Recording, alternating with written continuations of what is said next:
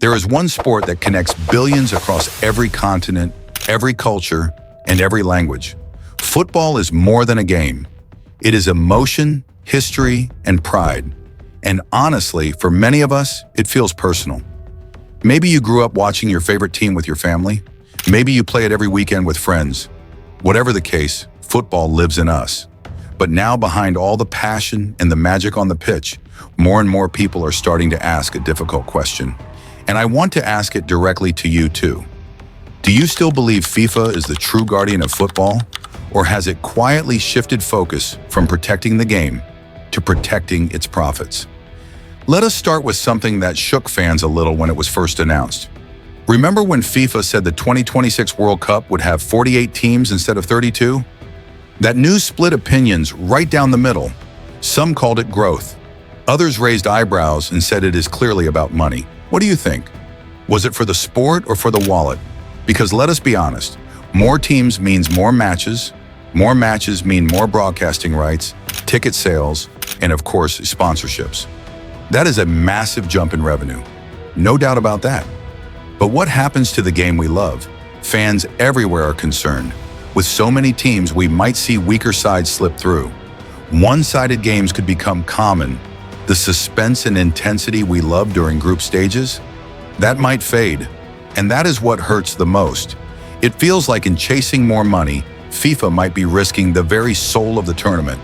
Speaking of things that left people uncomfortable, let us talk about the Qatar World Cup. Yes, it gave us unforgettable moments on the pitch. But outside the stadiums, there was a much darker conversation. You might have seen it all over the news too. There were reports of terrible working conditions for migrant workers. Some even lost their lives building those stadiums. That is not just a side note. That is a tragedy. Human rights groups spoke up. Fans were vocal online. People from all over the world demanded answers. And FIFA? They mostly stayed quiet. Why do you think that was? Many believe it is because Qatar brought money to the table. They had the infrastructure. They had the billion-dollar deals ready to go. So the ethics took a back seat. And again, it made many people wonder, has profit started to matter more than people? Now shifting from off-the-field concerns to on-the-field confusion, let us talk about VAR.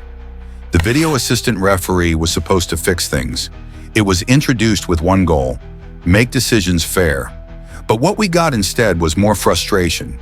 Can you relate? How many times have you watched a match, seen a goal, and then sat there confused while the VAR check took forever? Some goals stand. Some get ruled offside because a player's toe was ahead. What used to be drama on the pitch has now moved to the screen. And instead of trusting the system, fans are left questioning everything. What about you? Do you think VAR has helped the game or made it more complicated? As we keep digging into this, another issue becomes hard to ignore.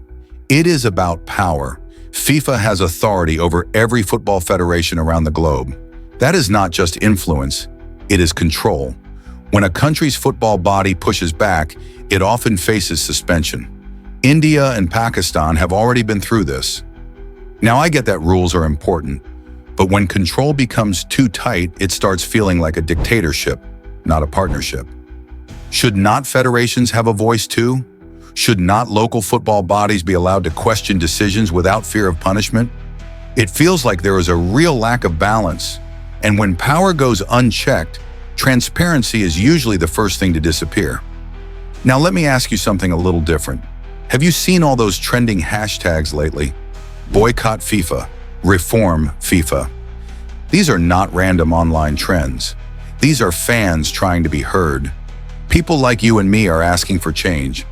We are not just watching anymore. We are speaking out. But here is the frustrating part. FIFA does not seem to be listening. Despite pulling in billions from tournaments, sponsorships, and merchandise, they still feel distant from the fans. The very people who fill the stadiums, buy the jerseys, and live and breathe this sport, their voices are being ignored. How does that make sense? What else do fans need to do to be taken seriously?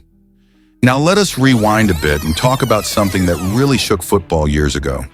The Sepp Blatter scandal. Corruption, bribery, political favors. The whole thing blew up. FIFA was in headlines for all the wrong reasons.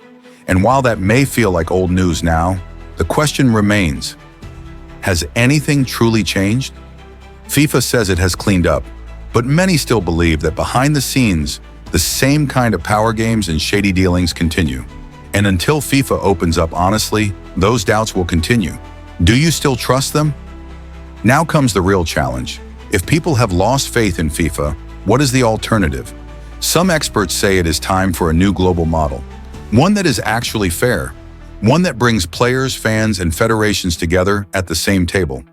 Imagine a system that shares power instead of keeping it locked in one place. Sounds like a dream, right? But here is the reality. As long as FIFA controls football worldwide, that dream is tough to reach. Changing such a powerful system is never easy. Still, the conversations are happening. That is how every big shift starts. People talking, asking questions, refusing to stay quiet. And that includes you. Yes, you watching this. So here we are again, full circle. Let me ask you straight up. Do you think FIFA is still protecting football or just protecting its profits? Drop your thoughts in the comments. We want to hear from you. Do not just scroll past. If you care about where football is heading, make your voice count. Like the video, share it with fellow fans, and subscribe for more. Because trust me, your voice matters more than you think.